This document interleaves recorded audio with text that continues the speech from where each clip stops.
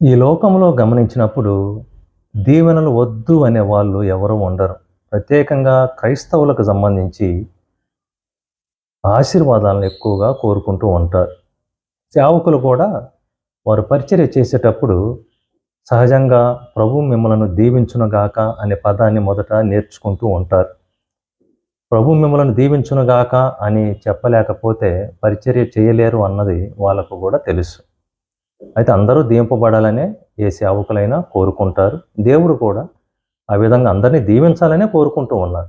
కానీ ఆ దీవెనలను పొందేటువంటి మార్గాలలో ఒకటి ఏమిటి అంటే నిర్గమకాండము 39వ అధ్యాయము 32వ వచనం 42, 43 వచనాలను చదువుతున్నారు.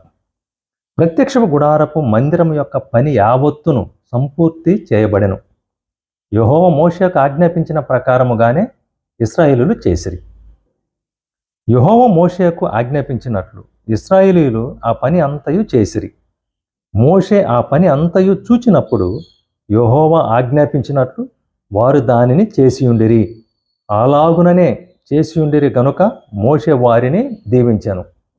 దేవుడు ఏమేమైతే ప్రత్యక్ష గుడారపు మందిరమునకు సంబంధించినటువంటి ఆ విషయాలను ఆజ్ఞాపించారో ఇజ్రాయేల్ ప్రజలు ఆ విధంగా చేసి ఉన్నారు కాబట్టి మోషే గారు వారిని దీవించడం జరిగింది.